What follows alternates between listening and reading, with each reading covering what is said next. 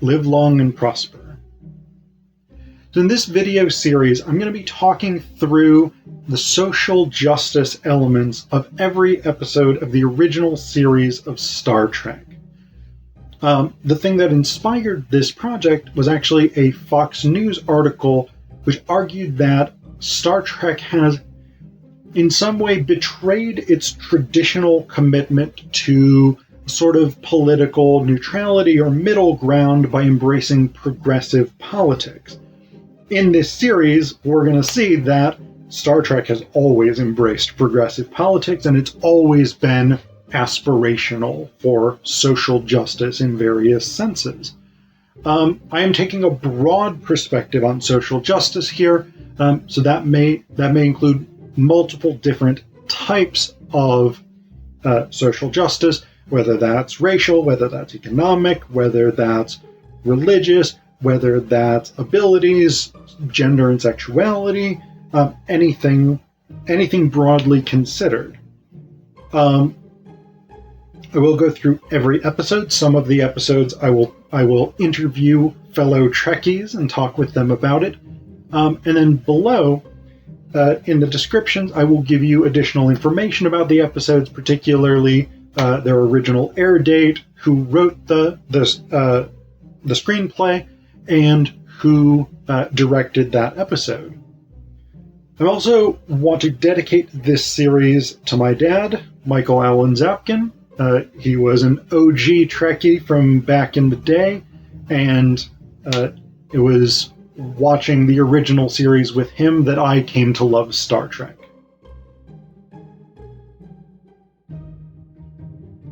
In this episode, we're going to talk about Catspaw, which is an interesting kind of mess of an episode, but it is about the closest thing that Star Trek ever did to a Halloween episode.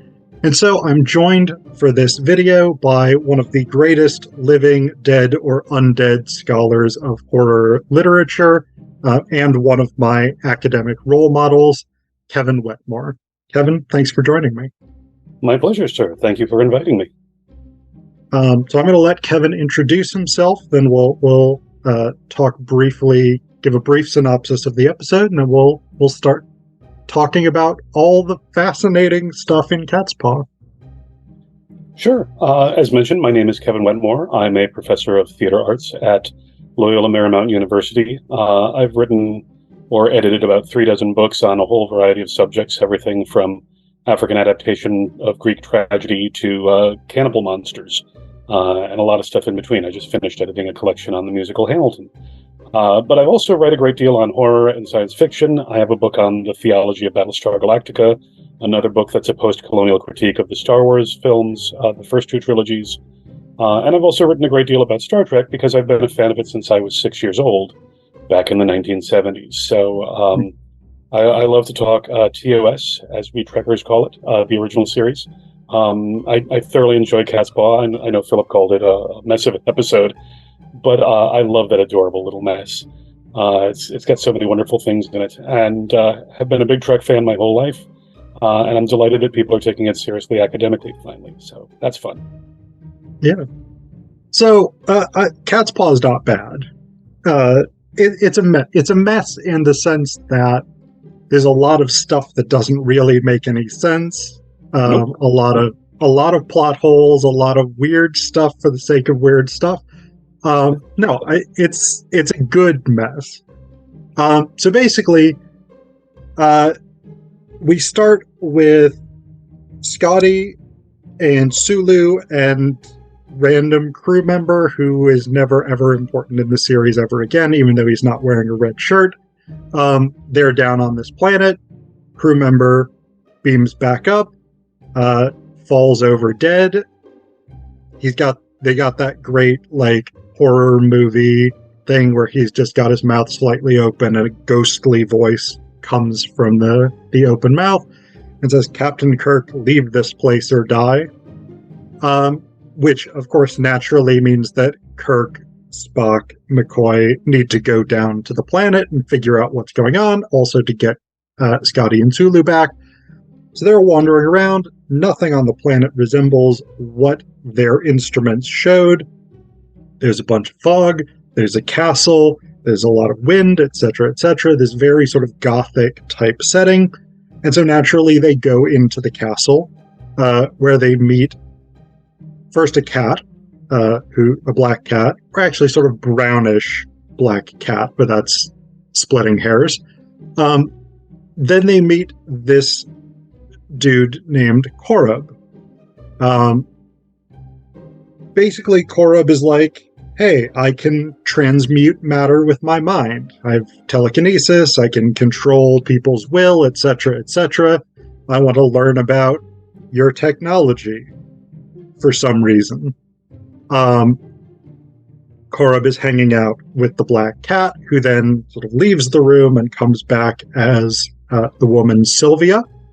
And Sylvia is like, hey, I'm Korob's associate, but also I've kind of gone power mad with a desire for sensation.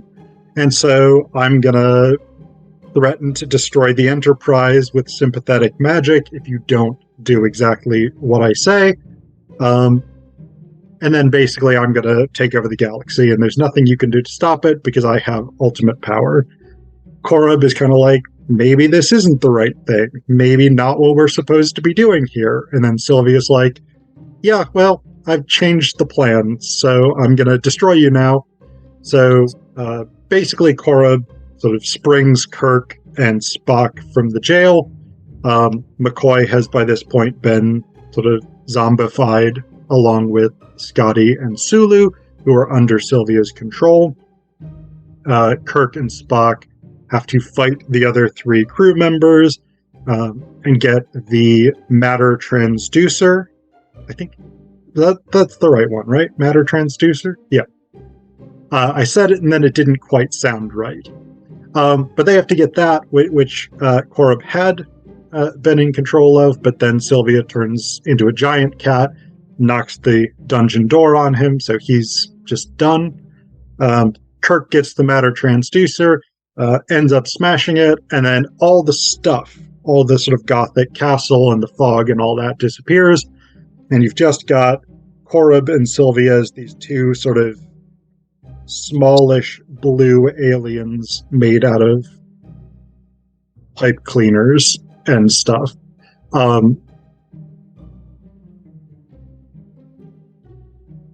I'm thinking we might be having some maybe connection issues or something.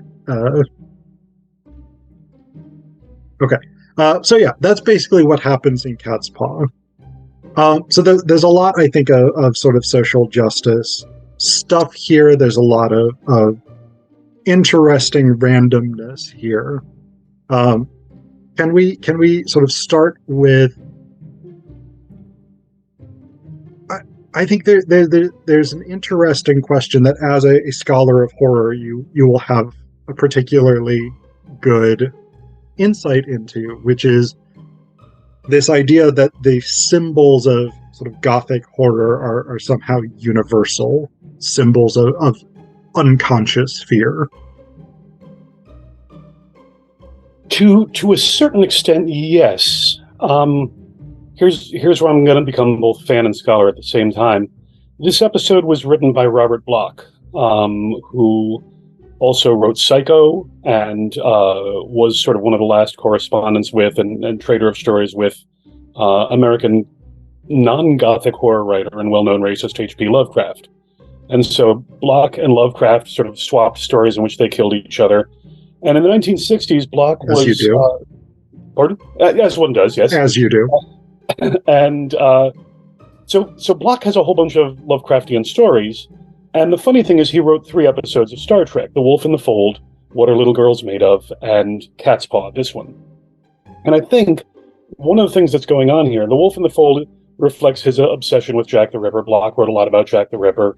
And Wolf in the Fold reveals that the Jack the Ripper was one of many sort of galactic serial killers, Red Jack.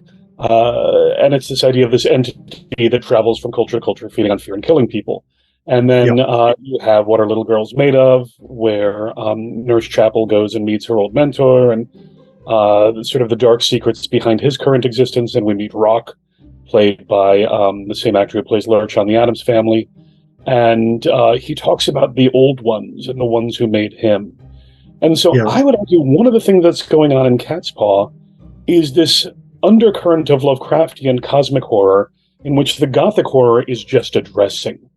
And I will agree with you, this episode is a hot mess, I think partly because it's trying to please a whole bunch of people at once. Bloch is writing this very Lovecraftian Halloween and Gothic trick-or-treat thing, and we have social justice coming in from Gene Roddenberry, where we have to deal with issues of colonization and gender, and Shatner's just Shatnering all over the place. So you have sort of different agendas competing to tell a trick or a treat. And I'm going to advocate that this episode, whereas it's Gothic like a costume, in as much as you have the castle. There's also the Shakespearean connection, because when they first beam down to the planet, they encounter three witches, or what appear to be three witches, who are moaning and speaking slowly as they float in space and issue doom, doom. And this is something you and I have spoken of before. They do their whole Gothic witch shtick, and the three crew members are sort of stone-faced, and Kirk says, Spock, comment, and Spock says, very bad poetry, Captain. One, displaying that wonderful Star Trek sense of humor and that wonderful Spock sense of humor. People talk about Vulcans are all logical. Spock actually has a really sharp sense of humor through the series. He's the best character ever. I'm not going to apologize. Spock is wonderful. And Kirk says, useful comment, Spock. And Spock says, what we just saw is not real. And Kirk then immediately responds, that's useful. Because already the Gothic is an illusion. It's a mask. It's fun. It's Halloween. And Halloween, there are no real monsters on Halloween. It's kids dressing up as their favorite Avenger or Disney character to get free candy. And even those of us who, like the dark arts, Halloween's, year-round. It's a lifestyle and a mindset, not a holiday, but it's still just make-believe. I don't know any horror writer or horror fan that walks around going, werewolves are real. So it's this idea of horror as mask. And we get into the castle, and throughout the entire episode, they're constantly doubting what they see. They're like, no, this isn't real. And then we get the big reveal at the end, the little claymation figures. And I think that's where the Lovecraftian really sort of comes in. Behind the reality that you think you see and behind the reality are these two small creatures that actually have vast power, that can shape perception of reality. And it is revealed they're not from this galaxy. This is their true form, and they're dying, and they're not from this galaxy, and they came here, and we don't actually know what their agenda was. And that's kind of pure Lovecraft, that behind the Gothic lurks this more cosmic horror, that there are entities out there that are no bigger than your fist that can destroy your entire sense of reality and perception. This is a recurring theme in Star Trek, that we encounter something that seems innocent, errand of mercy. We're here to help you, the Organians, because the Klingons are going to mess you guys up, and here are these medieval-looking peasants. And it turns out that they're appearing as medieval peasants because that's how we can understand and perceive them. They're actually beings of pure light, energy, and mind, and they have slipped the surly bonds of material existence, and they're among the most powerful beings in the galaxy, as are the Melkonians and the Metatron, and in the Next Generation we meet the Q Continuum. And it's sort of, there's this ongoing list of beings that at first seem quite simple, that turn out to be vastly more powerful, vastly more intelligent, and vastly more advanced than we are. And that's scary. It's the theme of the most recent season of Star Trek Discovery. There's a species that lives outside our galaxy that doesn't even acknowledge our existence. They just send their energy gathering device into our galaxy, where it's killing all kinds of sentient beings. And when they find out they've done this, they're like, whoa, so sorry. We didn't even know you existed. You're like nothing to us. And so you have this sort of recurring theme in Star Trek of the real horror is not the castle, it's not the witches, it's not this woman in a fabulous pantsuit and this gentleman wearing a sort of fabulous Harry Potter cosplay costume. It is in fact that what they really are these beings beyond our comprehension. And that the problem is, as they eventually note in the episode, by taking human form, they are now inheriting human vices and human feelings, and by behaving like the creatures they've met, they're actually becoming corrupt and problematic. And in the end, they are destroyed because of it. But the bigger mystery behind all that Gothic is this is something new and something scary and something that if they come en masse and decide that they want our stuff, there is nothing we can do about it. And that is pure Lovecraft. That's a whole nother level of horror, which is a very long answer to a very short question. Is the Gothic universal? Not really. I mean, it's become part and parcel. This brings us to the social justice argument. There's Japanese Gothic, there's African Gothic, and it's all been inherited primarily because of Western imperialism. We showed up and said castles, vampires, werewolves, and we've discovered your monsters, and a lot of horror is transculturation. But it also happens in reverse now. We're getting far off topic here because of transmedia. Back in the late 90s, early 2000s, you have things like Ringu and Juon, which is the Yurei, the dead wet girl in Japanese culture, which is very much rooted in kabuki, very much rooted in ukiyo-e and Tokugawa-era Japanese beliefs about ghosts. Japanese ghosts appear as corpses that have just been buried. They're wearing a white kimono, their hair is loose. Americans see that and go, that's super scary, and suddenly it's now part of our culture. We immediately recognize that. So I don't know if the Gothic is universal so much as once the horror tropes of a culture are introduced to another culture, that culture can often, but not always, see it as scary. Be like, oh yeah, that is scary. And we're going to tell scary stories about your thing too, but we're going to tell ours. So monsters can move from culture to culture. But is the Gothic universal? Only if you force it. Okay, so there's a lot of stuff there to potentially talk about. Good Lord. So that's I think what I want to sort of first respond to there is this question of reality, right? I mean, this idea that because that line that you gave us, what we've just seen is not real, that strikes me, and I think strikes you, because we've talked about it a couple of times in the setup for this interview. That's a very important line in this episode. And one of the things I think that's interesting about it is the implication of a sharp distinction between reality and unreality. Sure, we can sort of generally all agree that the castle and the fog and the weird sisters and all this stuff is not real, but that then sort of implies that there is something that is real. And how do we assess that? I mean, this episode, I don't think sort of delves too deeply into what's the truth beneath the Gothic veneer, but it's an interesting problem to consider. I mean, the crew member who beams back up at the beginning is dead. He does die. There's nothing in the episode that suggests, oh, that was just part of the fantasy. And so that question then becomes,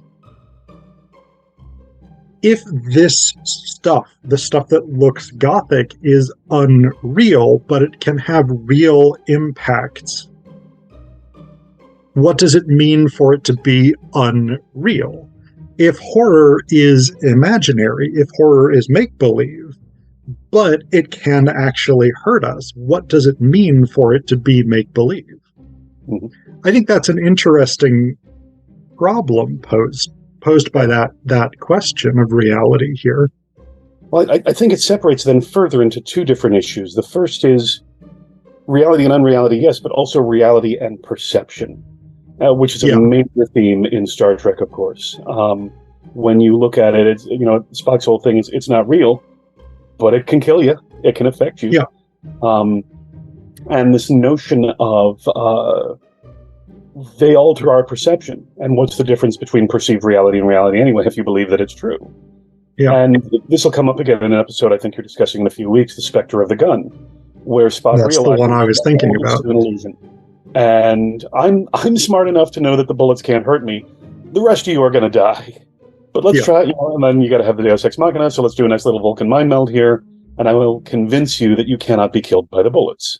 And then we don't fight back, and maybe we'll get out of here.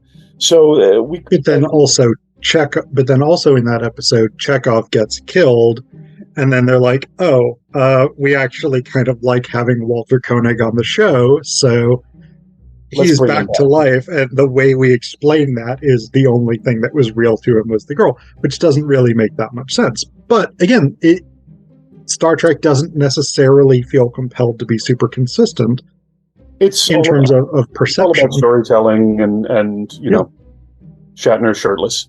I think you also Yeah. have, like in The Squire of Gothos, there's this concern, another Gothic episode of sorts, and it's this concern of he could make us destroy our own ship. He could, we could set the controls thinking we're doing it right, and it send us into the heart of a star.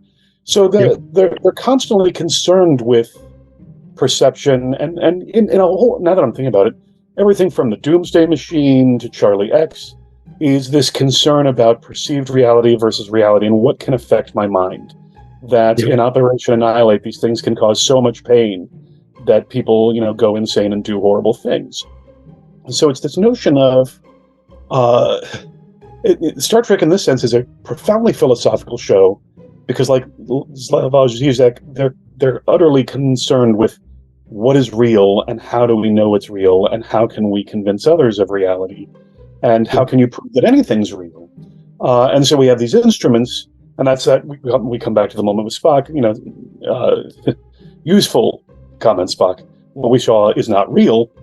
What he means is our devices have a different perception of what we just experienced than we do. And the devices say there's nothing there. But the thing is, if we were to walk into the castle, that wonderful moment when they're pulling on the chains, they're like, feel pretty real to me. Yeah. It doesn't matter that it's not. And Star Trek further, as the show expands into new iterations, things like the holodeck, which is just transporters and replicators, says we can make stuff that's real. And if we take the safeties off, these machine guns are real. You will die just as much from replicated and transported matter as you can from anything real outside. Yeah.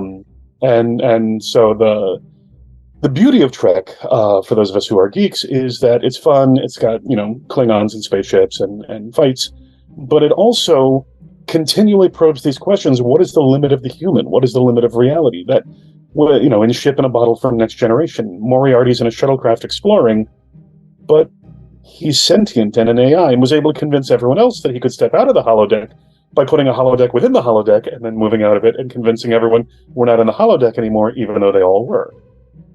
The holodeck, in many ways, is the best and worst thing to happen to Star Trek because it completely destroys any sense of reality. You can't. How are you certain we're not in a holodeck right now? How are you certain we're not in the Matrix? And this leads us back to philosophy that most philosophers are talking about. It's about 80% certain we're all actually just living in a computer simulation. And yet at the same time, I can't use that as an excuse if I rear end someone with my car, or my kids are like, I'm hungry. I'm like, we're living in a simulation. You're not really hungry. That's just the Matrix telling you. They still want Dad to make dinner. So it's that philosophy also meeting up with the practical reality, and that's also something that Star Trek does really well, at least in the form of Shatner. Is I don't care about the philosophy. How do I get my crew out of this? Oh well, that's powerful, and that's powerful. Smash the orb, and half the problem's gone. So. So another thing that you had brought up was this sort of terrifying, undefined purpose for Karib and Sylvia, because at one point Sylvia's like, I want to stay here in this body and experience all the sensations, and Karib's like, that's not what we were sent here for. Yeah. But we don't ever find out what they were sent there for. So I think that's a really interesting one, partially because you had mentioned colonization as well. It does point to this sort of potential for colonization. Are these beings from another galaxy, dimension, whatever it is, here to sort of say, this is all ours now. Best of luck living in our world built on your subconscious fears, or because they do say, we want to study your technology, and the crew. I think it's Kirk who says, why your abilities to transmute matter, to change the fabric of reality, are so vastly superior to ours. Why would you care about our technology? So I think that's an interesting element. And I don't know, do you read this as a sort of colonial allegory, or Yes, you think that's reading too much into it? I don't think it's reading too much into it, given how interested Star Trek is in issues of colonization, imperialism, and cultural conflict. However, I'm driven to point out three things. The first is that that's a failure of imagination on Kirk's part. That is, like, I can't imagine you'd want our technology. Because, to use real-world examples, the technologically advanced colonizers are always going, how come you have this stuff and your people never get sick? What is this material you have? Oh, we do this, you chew it in your mouth, you spit it out. And suddenly it's like, oh, well, we might be more technologically advanced in this way, but they have things that we do not. And they have technology that we do not. And so even though technology might be less advanced, and I put that in quotations, that doesn't mean that it isn't new to the person who's encountering it for the first time, and it's dealing with things in a way that they had never even considered. And we don't, this is a single episode, we don't even know the name of Sylvian Korob species. We only encounter the two of them, and as any good anthropologist will tell you, an informant pool of two is practically useless. You need a much wider group to find out who these people are and what they're doing, especially because Sylvia is especially an unreliable informant, because she wants to stay in this form and no human touch, and to know Kirk. And kudos on the one hand to Star Trek to getting a traditionally older actress. Usually they find a 19-year-old in revealing clothing to want Kirk, and here they have a woman who's clearly a little bit older, and who is the one in charge, and kudos for at least that. So one, I think that's a failure of imagination on Kirk's part. Two, what I find interesting is, regardless of what they're doing, their approach to First Contact was, we're going to use fear. We are going to try and scare the hell out of these people. They might be an advanced species, but their interest is in terrifying them. And they talk in the episode about, they reached it into our minds and they picked out images of what scares them. And this is the fun part of Star Trek is always a mirror of its own time, not the future that it's supposedly showing. Really tangentially, one of my favorite episodes is The Conscience of the King, because I'm a Shakespearean and also love Star Trek. And as you know, from that episode, it opens with a man stabbing another man, and they suddenly cut to the audience, and Kirk goes, an Arcturian Macbeth, interesting. And I'm like, that is so 60s Shakespeare. We're going to take Macbeth, and we're going to set it in Vietnam. We're going to take Julius Caesar, and we're going to set it in current-day Peru. So it's this, it's very much this reflection of culture as understood in 1967, 1968. And what we have, I think, in Catspaw is this notion of the Roger Corman Poe films. The Universal movies had been released to television in the mid-1950s.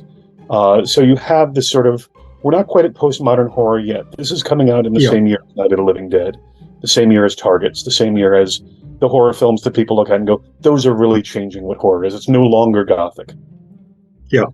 So, when, it's what Star Trek always does is, well, there's an old Earth saying, only Nixon could go to China.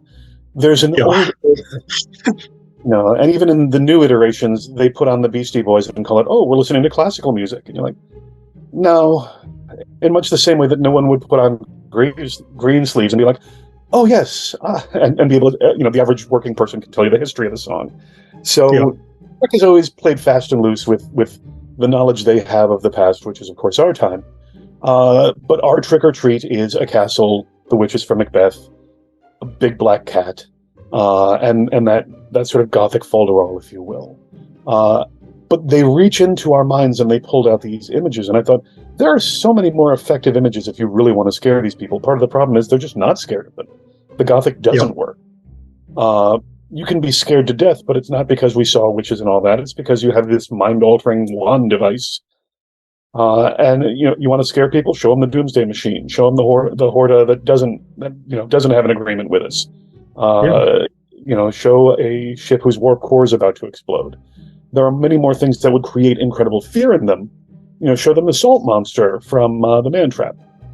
That they were afraid of that. So you could You could have plucked out much more specific fears, but instead they decide to cosplay Rocky Horror. And that's the note I was taking when you were writing down the transducer. I was like, where have I heard that name before?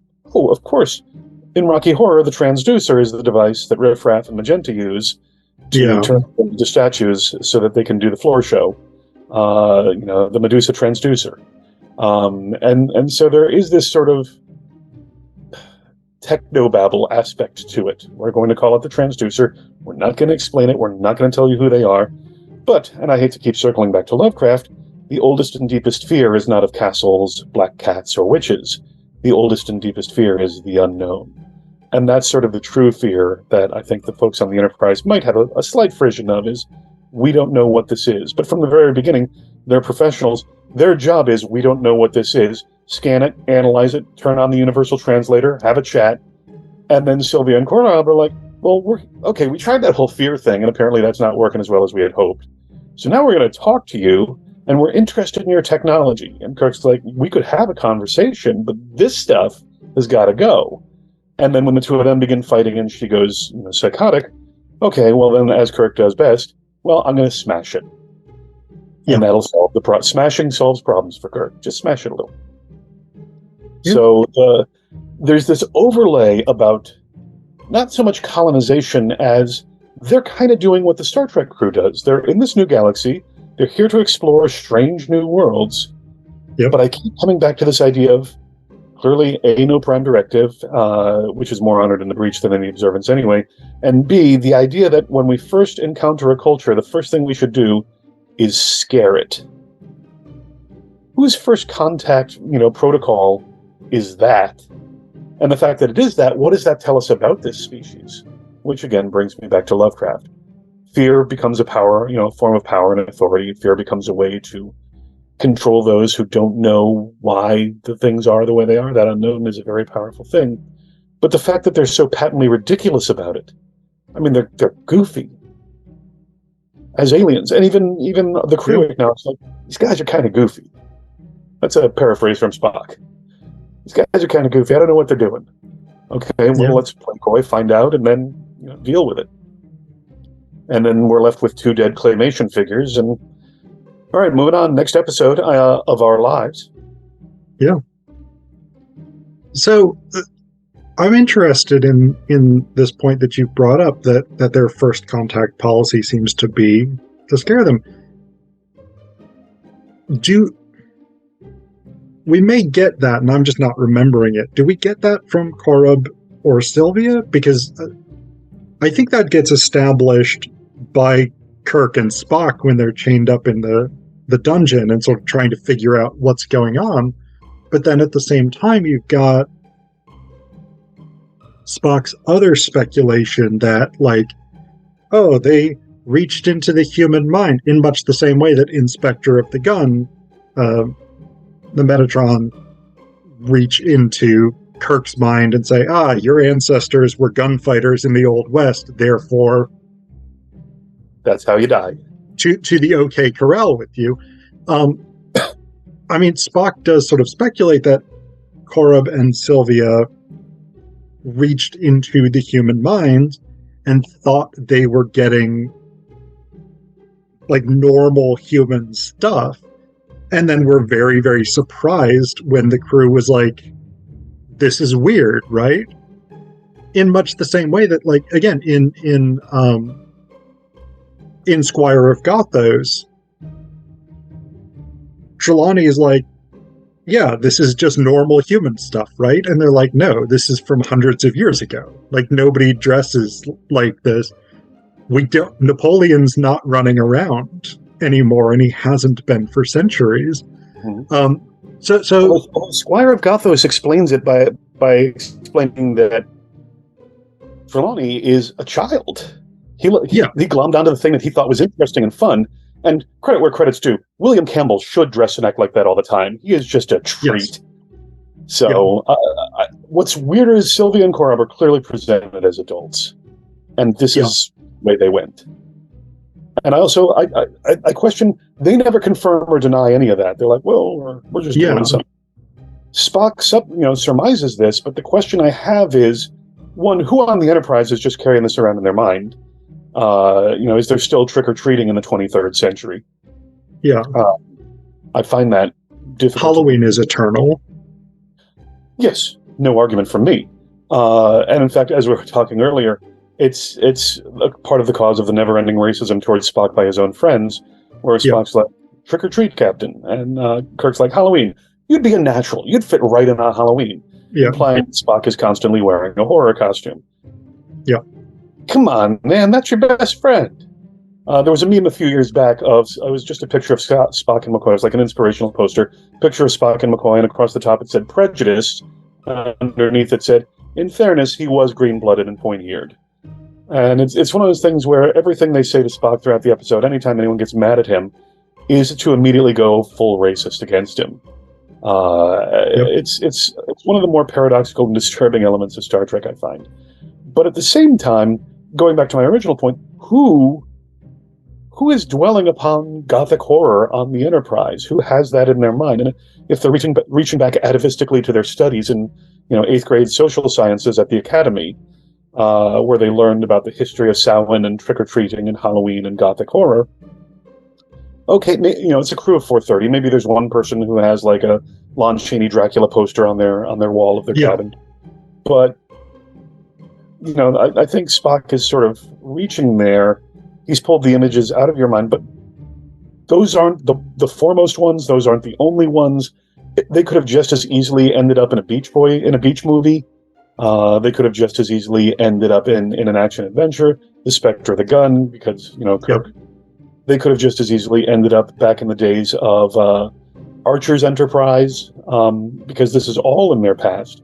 So they, Sylvia and Korob, and I'm speculating here, looked at everything they found in everyone's mind if Spock is right, and no one says he is, and went, oh, that's what we're going to do.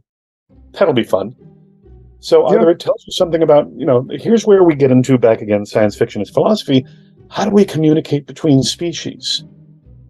This is best done in a Next Generation episode called Darmok that everybody loves, because Darmok is brilliant. Shako, when the walls fell.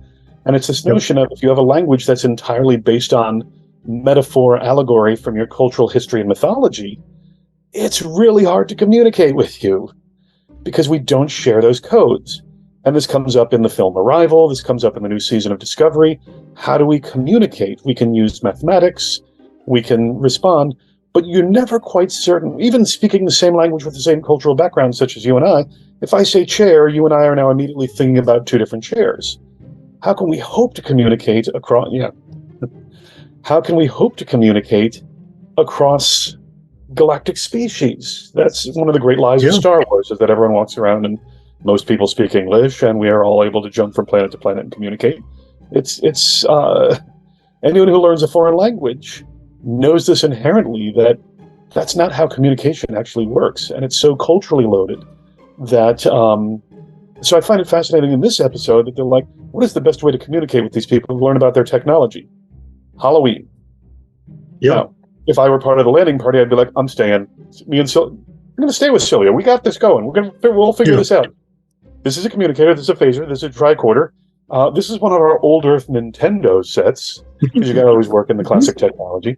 But that's I mentioned their first contact mode was fear. Their first contact form of communication is Halloween haunted house. Yeah.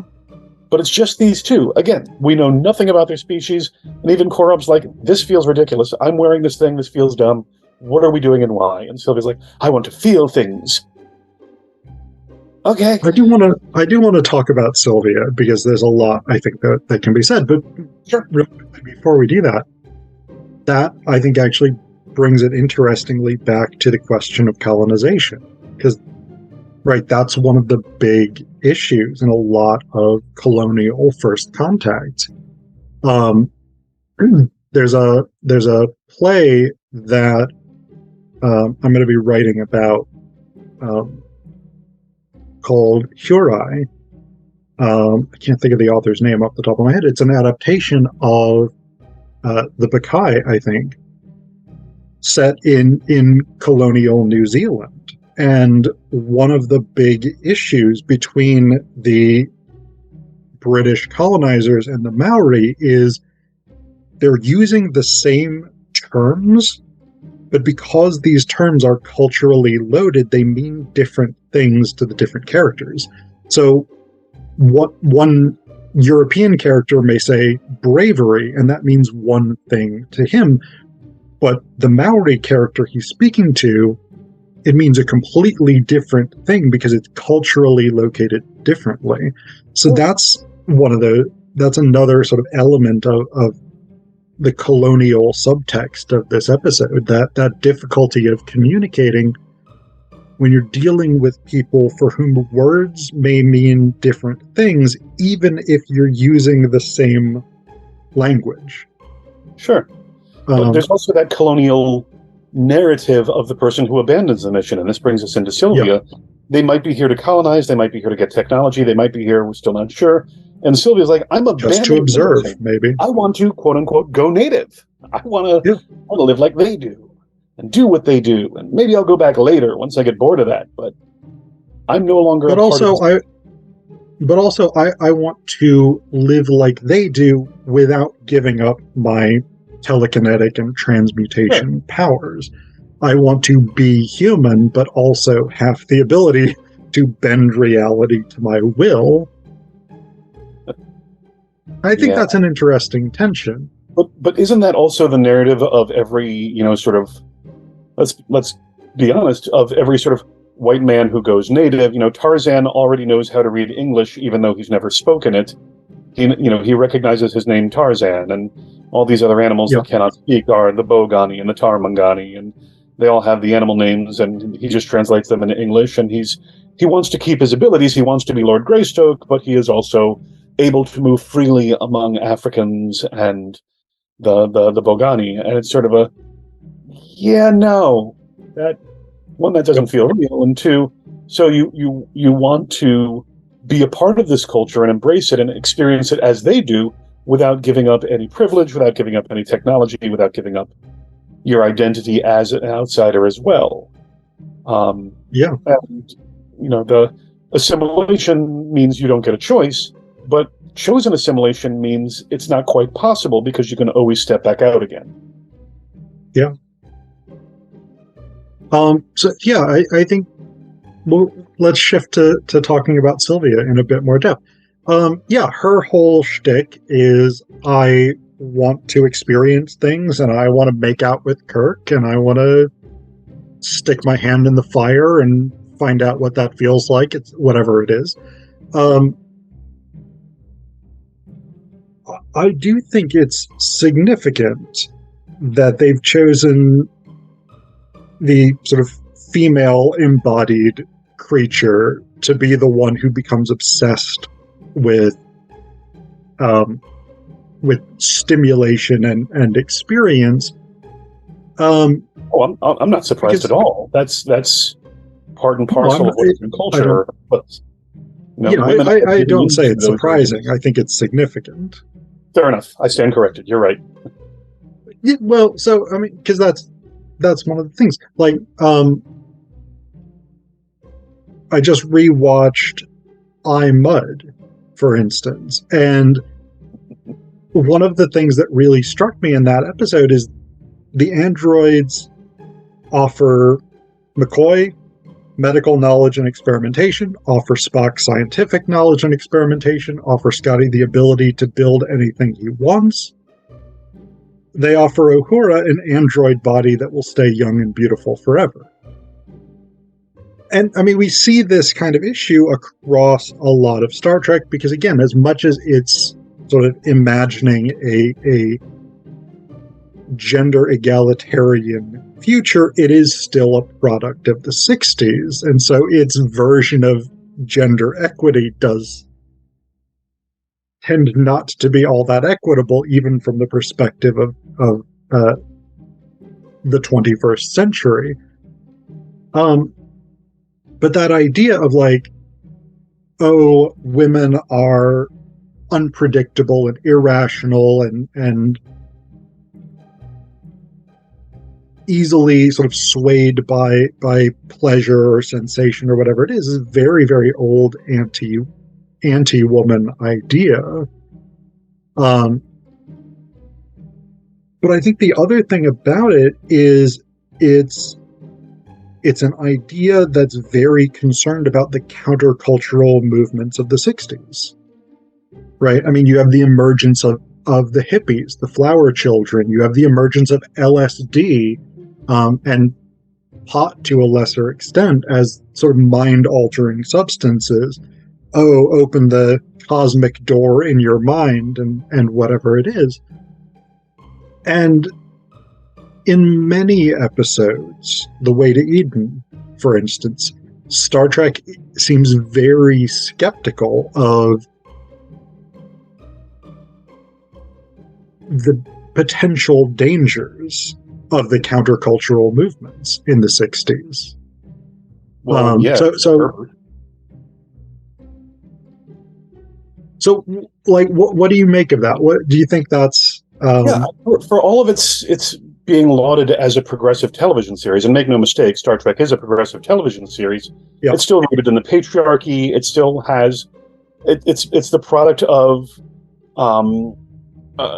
Gene Roddenberry's liberalism and Hollywood's conservatism. And Hollywood is, for all the fact that Middle America condemns Hollywood as a bastion of liberality that's woke and all that, it's a business. And the people who are running it, as someone who lives and works in that business, I'm here in Los Angeles, it's much more conservative than people think it is, because it's about making money, and it can pay lip service to liberal causes. And one of the things that you see in Star Trek is Starfleet is a militaristic organization. It's scientific exploration, but it's also there to patrol and keep people safe. There are military haircuts. No one's walking around with the long hair the second Spock comes back. Even in Star Trek: The Motion Picture, it's like, get rid of that haircut, son. We need it above the collar. So you have The Way to Eden, the apple. It's this rejection of, we got to save the earth. When we get to Kirok, I am Kirok.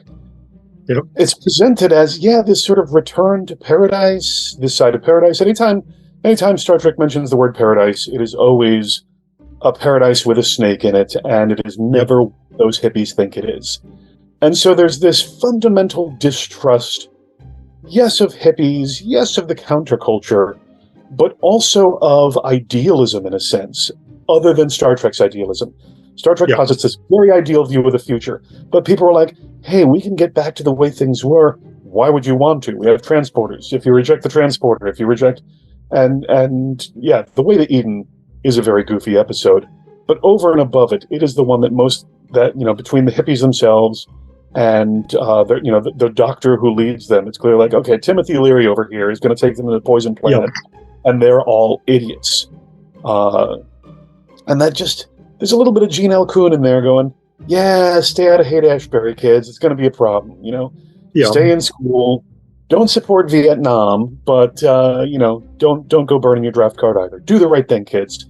That is there. And in the case of Catspaw, since that's the episode we're discussing, it does fall back on all the old patriarchal tropes about women and women's desire. Oh, give the little thing a frock. She'll be happy. That she desires sensation. She desires material things. She wants a man. She wants a strong man like Kirk. And I would take it even further by arguing, I have always read Korob as sort of coded queer, that he is a male who is not interested in females. He is easily, she's the boss. She is in charge of the mission. So he is a male that is subservient. In the original Star Trek, and I think this is one of the things that is sort of Roddenberry shame. We can talk about the hemline of Janice Rand's skirt. We can talk about Uhura is offered a young eternal body. But whenever we meet another captain, it's never a female. Female leaders in Star Trek always spell trouble. And it's not until the Next Generation, like the third season, that we finally meet Rachel Garrett, the commander of the Enterprise C, who like, oh, look, there was a woman finally in charge. We don't get a series lead until, of course, Voyager. So there's this sort of gender bias even within this very progressive show. And Korob as well, I think, coded queer is this sort of man who wants to stay on the mission, but he can't stand up to Sylvia. He's scared of a cat, and he eventually gets destroyed, and he's weak, and he's not interested in pleasure or women. And so when you look at sort of the construction of gay men in 60s television, From what he's wearing to how he behaves, he is coded as an effeminate man under the thrall of a powerful woman, and powerful women are dangerous things. So all of that homophobia and sexism is present in this episode. And yet at the same time, I also go, yes, but if we also want to flip the switch and say, yes, he's coded queer, but he stands up to her. He's the one who helps them. He's the one who says, she's gone off mission, I have to stop it. He eventually stands up to her and he pays the ultimate price for it.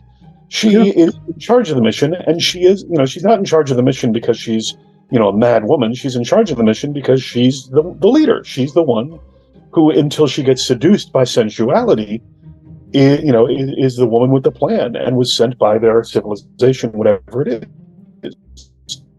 So there's sort of good and bad, mostly bad, but there's some positive elements in there that comment on, if you want to really sort of take this all the way down to the bone, it does appear not only that Lovecraftian and talking about colonization, but there is that sort of hint of, and this is what happens when you put a woman in charge. She has hormones and cycles, and she meets a hot guy, and next thing you know, the whole thing gets screwed, and then everybody's dead, and you have to go back to the ship. So you can read it as a cautionary tale about the dangers of women and gay men in charge of a mission. And at the same time, the fact that they are utterly alien beings, also, I think you can read it in a very different way of, this is what happens when a culture meets a culture, and one of those cultures is utterly unprepared for it in a way that they didn't think they were. Because it is not the crew of the Enterprise that changes in this episode. It is Sylvia and Korab. So the superior folks, and that is a very sort of Star Trek message. This is where I think Gene Roddenberry, I like the episode. The people who think themselves superior, the people who think themselves in charge, are revealed to be utterly unprepared for whatever it is they're facing. And that, of course, has become a major trope in science fiction and all the later iterations of Star Trek. But in science fiction in general, is you are not ready for what's out there. And what's out there is going to be unexpected and strange, and the things that you think are enemies are not, and the things that you think are your friends, or that's going to work out well for you, is going to be bad. And this completely ties in, as long as I'm pulling random things out of the air, to Stephen Hawking saying, I hope aliens don't contact us, because it won't go well. It's going to be colonization. We're not the English or the French here. We are the Taino. We are the Kodak. We are going to be gone from our own planet within a matter of years if they actually hear our messages and show up. So, and that is a recurring theme in Star Trek, is this sort of, when a culture meets a culture coming through the rye, the prime objective is to avoid contamination as much as possible, unless, of course, someone feels like, well, this culture is doing something bad, so we're going to contaminate it anyway. Or the contamination's already happened. It amazes me how many cultures out there have a book on gangsters, or have viewed a couple movies about the Nazis, or have read a history of the Vietnam War and go, let's base our entire civilization on that. That's a good idea. And you end up with a piece of the action, a private little war.